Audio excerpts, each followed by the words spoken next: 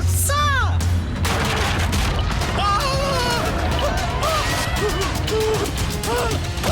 अरे double bull cement के आगे सिंगल बुल क्या करेगा? डबल बुल सीमेंट का डबल एडवांटेज, मजबूती उम्मीद से ज्यादा। अब मैं एक जनप्रतिनिधि हूँ, संक्रमण काल चल रहा है, स्वाभाविक रूप से कोरोना का संकट है। मरीजों को कहीं ऑक्सीजन की दिक्कत है, कहीं इंजेक्शन की कमी है, तो कहीं बेड की दिक्कत जा रही है, कहीं टेस्टिंग की कमी जा रही है। ये सारी प्रॉब्लम्स हैं। अब हम जनप्रतिनिधियों के पास स्वाभाविक रूप से लोगों के फोन आते हैं, जनता से जुड़े होने के कारण। कल 2-3 विषयों में, एक रावेंद्र सिंह जो हॉस्पिटलाइज थे, जिनको ऑक्सीजन की जरूरत थी, वेंटिलेटर की जरूरत थी, उनके विषय में मुझे एसडीएम से बात करनी थी।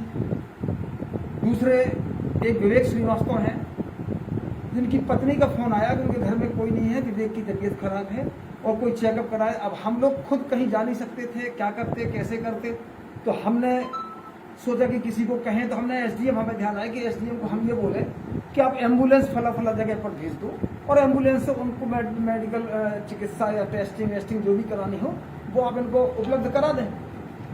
तो एसडीएम को मैंने 5-7 बार फोन लगाया। दूसरा, रावेंद्र सिंह को ऑक्सीजन और वेंटिलेटर की जरूरत थी, इसलिए मैंने उनको फोन लगाया कि दोनों विषय में उनको बताऊं। मैं कम से कम 1.5 घंटा मैं उनको फोन करता रहा। 1.5 घंटे में उन्होंने एक भी बार मेरे फोन का जवाब नहीं दिया, उठाया ही नहीं। और उसके बाद 1-2 बार उनके फोन मुझे बिजी भी गए। तो दूसरों से बात कर रहे थे, लेकिन मुझसे बात नहीं करना, ये एक बड़ी मुझे लगी। फिर मैंने कहा चलो कोई दिक्कत नहीं। मैंने पता किया कि वहाँ के हॉस्पिटल में है, तो हमने कहा चलो कोई दिक्कत नहीं, हमें हॉस्पिटल का काम था, नहीं हुआ तो मैंने फिर कलेक्टर को बोला। कलेक्टर को मैंने फोन किया, एक बार वो उनका फोन उठा, दूसरी बार उनका फोन उठा। तो मैंने कहा कि मुझे आपको इसलिए फोन लगाना पड़ा कि एसडीएम को मैं 6-7 बार फोन लगा चुका हूँ, अभी तक उन्होंने मेरा फोन रिसीव नहीं किया। ऐसे ऐसे ये 2 विषय हैं और ये दिक्कत जा रही है। तो बोले कि नहीं ठीक है, आप मुझे बता दीजिए, व्हाट्सएप कर दीजिए। मैंने ढोंगा के पेशेंट का नाम व्हाट्सएप किया, मोबाइल नंबर व्हाट्सएप किया। दूसरा विषय, और मैंने ये भी सोचा कि उसकी पत्नी अकेली परेशान है, तो मैं अपने ड्राइवर को लेकर के उनके घर तक चला गया। जब तक एम्बुलेंस आती है तब तक आप इंतजार करो, घबराए ना। बस हम वहाँ से लौट रहे थे कि हम ये लगभग 10:15 10:10 के आसपास की बात होगी रात में।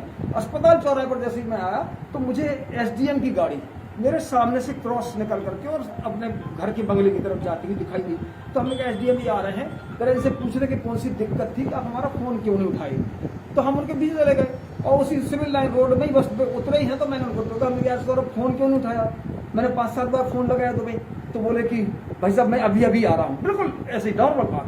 तो हमने कहा नहीं मैं देख रहा हूँ, आप अभी अभी आए हैं, जब मैंने आपको देख लिया तभी मैं आपको टोकने आ गया, नहीं दिखते तो मैं सीधा घर चला जाता, लेकिन आप दिख गए तो मैं पूछ लूँ तो फोन क्यों नहीं उठाया।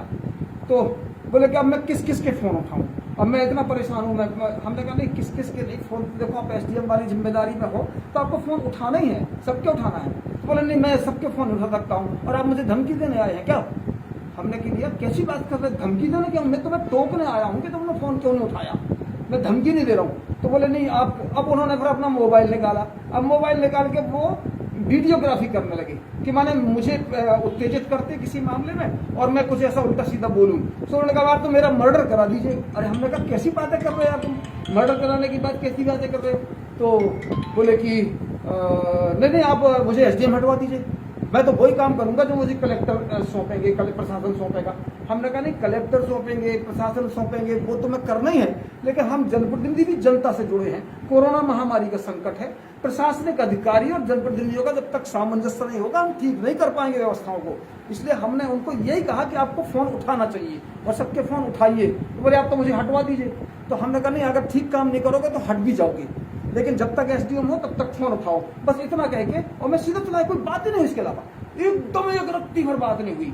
पता नहीं मुझे रात में 11:30-12 बजे पता लगा कि एसडीएम 11:30 बजे कोतवाली पहुंचे और फिर 2-4 गाड़ी में और पहुंचे और फिर किस किस के फोन क्या हुआ मुझे नहीं पता। मुझे तो रात में फिर 2-2:30 बजे पता लगा कि 2-2:30 बजे जद्दोजहद के बाद 2:30 बजे 3 बजे के लगभग तक ये मामला किसके दबाव में कैसे और मेरे ऊपर 353 बने शासकीय कार्य में बाधा मैंने डाली। घर में घुस करके धमकी। अगर रोड में मैं टोकूं तुम्हारी इंसल्ट हो गई कि तुम अगर फोन नहीं उठाओगे जनप्रतिनिधियों के, और तुम्हें टोक भी नहीं पाऊं, मैं जनता के कामों के लिए तुम्हें फोन लगाऊं, तुम फोन नहीं उठाओ, तुम मिल जाओ रास्ते में, सो मैं तुम्हें टोकूं, सो मैंने तुम्हारे साथ बदतमीजी कर दी, मैंने तुम्हारे साथ तुम्हारा अपमान कर दिया। मैंने ये जो मनमानी लापरवाही जो प्रशासनिक अधिकारियों की यहाँ टीकमगढ़ में चल रही है। टीकमगढ़ का विधायक राकेश गिरी खुद मैं फेसबुक पर मैं देख रहा हूँ कि वो कहते हैं प्रशासनिक लापरवाही बर्दाश्त नहीं करूंगा, सड़कों पर उतरना पड़ेगा। मैंने मेरे विधायक को ये कहना पड़ रहा है, मेरे सांसद की बात नहीं सुनी जा रही है। विधायक मेरा वर्तमान में जो है वो भी फेसबुक पर लिख रहा हूँ कि मनमानी नहीं चलने दूंगा, काला बाजारी चल रही है, भ्रष्टाचार चल रहा है, अधिकारी ध्यान नहीं दे रहे हैं, ये मैं नहीं होने दूंगा। माना सिटिंग एमएलए कह रहा है, और भूतपूर्व एमएलए ने अगर टोका सो FIR हो। ये हालत है टीकमगढ़ की। अब आप बोलिए तो मैंने कैसे काम कर पाएंगे हम लोग जनता के प्रतिनिधि होने के बाद, ये पूरी दिक्कत है। मतलब जैसे कि FIR दर्ज हो गई, चूंकि प्रशासन को एक बार आपसे भी समन्वय स्थापित करना चाहिए, आपसे चर्चा करनी चाहिए, तो अब ये बात आप पार्टी फोरम के ऊपर रखेंगे? नहीं, निश्चित रूप से पार्टी फोरम में बात ऊपर जाएगी। हमने अपने माननीय जिलाध्यक्ष जी को अवगत करा दिया है, माननीय प्रदेश अध्यक्ष जी को मैंने अवगत करा दिया है, मुख्यमंत्री जी के पास भी संदेश देर सवेर हम बात करेंगे ही उनसे। और अभी मुझे एक और लगा कि माने मैं जनता के बीच में सत्य ना रख पाऊं। मैंने प्रेस कॉन्फ्रेंस बुलाने की बात की, प्रेस कॉन्फ्रेंस मैंने बुलाने की जब बात की तो मुझे फोन आया कि प्रेस कॉन्फ्रेंस करेंगे, और कुछ लोग फेसबुक पर डाल रहे हैं कि कोरोना के अंतर्गत कार्रवाई हो जाएगी, ये हो जाएगा, वो हो जाएगा, सर्किट हाउस ब्लॉक कर दिया गया, सर्किट हाउस में घुसने नहीं देंगे। SDM ने माने हम इतनी लापरवाही, हम सर्किट हाउस में जाकर के प्रेस कॉन्फ्रेंस नहीं करेंगे, और अब वहां जाएंगे तो जो लोग जाएंगे उन सबको गिरफ्तार कर लिया जाएगा कि लॉकडाउन चल रहा है। आपको क्या लगता है, मतलब कि जो SDM है, जो उनकी कार्यशैली जो है या अस्पताल प्रबंधन? नहीं, मुझे लगता है कि शायद आप लोग बताएं कि आप लोगों के कितने फोन सुनते हैं, आप लोग खुद इसके भुक्तभोगी होंगे ना। ये शिकायत जनरल है, फोन नहीं उठाना।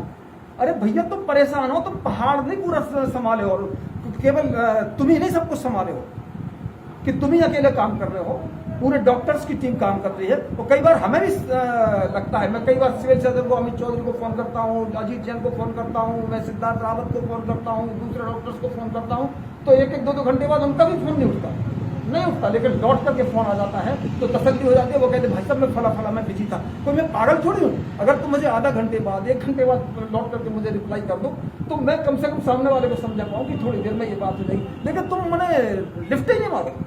दमोह चुनाव में था, वहां से मैंने बात किया, तब भी मैंने ये पूरा विषय मैं समझता हूँ कि ये ठीक नहीं है कुल मिलाकर के।